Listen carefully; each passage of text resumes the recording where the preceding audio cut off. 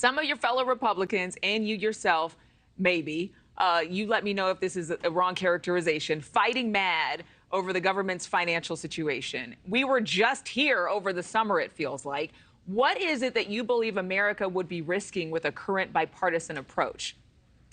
Well, first of all, thank y'all for having me on. In all seriousness, we're $33 trillion in debt, man. We'll spend $1 billion, I think, whatever, 22 minutes or something like that. I don't know, something crazy. It's hard to even fathom. All we really want is single issue voting bills on these spending bills, not a big package, not the, if we do the CR, the continued resolution, it's just a continuation of where we're at on the border, where we're at on fentanyl, human trafficking, all these woke programs that we do not like. And an omnibus, what they do is they pass a CR, 30-day CR, and then they pass another 30-day CR, and they tell us, we'll pass the continued resolution so that we won't ever have to pass another continued resolution. And that's sort of like telling somebody on crack cocaine, hey, I'm going to give you some crack cocaine to get you off of crack cocaine. It just doesn't work. And we just continue this process of spending money. Man, we will take in $5 trillion this year. Imagine that, $5 trillion the government will. Yet we're on track to spend over $7 trillion. That's what we're against. That's what I ran against. And they keep saying, well, the Senate will vote it down. I don't care. Let them vote it down. Send it over there. We've got to start negotiating this continued resolution. They want to send over there with a 1% cut in possible growth. It just doesn't work, man. The math doesn't work. We're on the road to financial ruin, and no one has the guts to say it. Everybody's afraid to turn the spigot off, and there's about 15 of us that aren't, and we just said we're sick of it. So 15 of you all who are considered the more conservative members in your party, you all are holding out. I mean, make it plain. You have a penchant for making it plain. There are a lot of people, there are a lot of politicians, there are a lot of journalists who resort to scare tactics when we come across this. And that continuing resolution oftentimes just buys some more time, even though, as you mentioned, it isn't a solution, it's a resolution.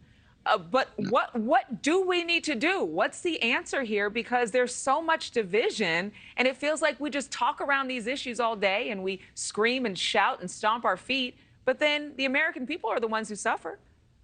Yes, ma'am. What we need to do is our sworn duty. We have one real job in Congress, and that's to pass a budget. And guess what? Congress has not passed a budget in over 30 years. Jody Arrington out of Texas is on the budget. He chairs the budget committee, and God bless him. He's put a budget out, and the conference gave him 10 minutes to talk about it. And they gave him the golf clap, and then he went on about his way, pat him on the head and send him on. That's what we ought to be doing. We ought to be seriously talking about passing a budget. We had the whole month of August. We went home. We work hard when we're at home. I work harder when I'm home than I do here. But, ma'am, September 30th, as I've stated many times, it comes around about this time every year. That's what we say. That's what all the American people are saying. Like, why are y'all always fighting about this when we know when it happens? We know the deadlines. You're supporting a vote to remove McCarthy as Speaker if this Democratic and Republican-backed bill actually goes through, or if there is a brokered deal? I haven't said I'd support it publicly, no, ma'am. But it's an option. It's obviously an option. We need a win. We need the country is, and Kevin's my friend. I talked to him this weekend, but seriously, man, we've got to balance a budget. He's your friend, but you ain't really a friend to his policies all the time. Well, I've got a lot of friends, and they call me when they need something, and they're not. Are those real friends, though? But Lyndon Johnson said, if you want a friend in Washington, get yourself a dadgum dog. I threw the dadgum, and I got 3 dogs, so I'm good. But no, we were waiting for you to say dadgummit. Yes. So yeah, I know. Every time I do that, the dadgummit meter goes off, and people send me a hat that says dadgummit or something. It's better than cursing, though. I got a swear jar. I got a 16-year-old daughter, and I got a swear jar full of IOUs. That'll be the title of. But no. But honestly, ma'am, the folks in this country just want to see us pass a budget. I feel like you pass a budget.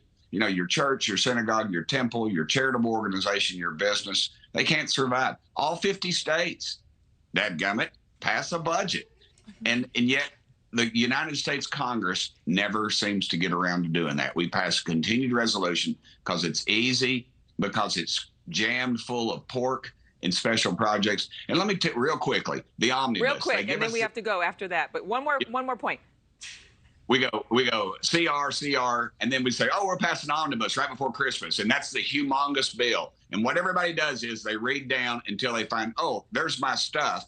And then I vote for the rest, all 1,985 pages of it. The classic Nancy Pelosi, you got to pass it to know what's in it. That's what we do every year. But that's sad. It needs. That's sad because even the American people don't understand terms like omnibus and the vernacular, and it sounds like a lot of the lawmakers don't understand what they're voting on either. Congressman Burchett, thank you so much. We appreciate your time. Thank you for watching. Go to newsnationnow.com to find NewsNation on your television provider. And don't forget to click the red subscribe button below to get more of NewsNation's fact-driven, unbiased coverage.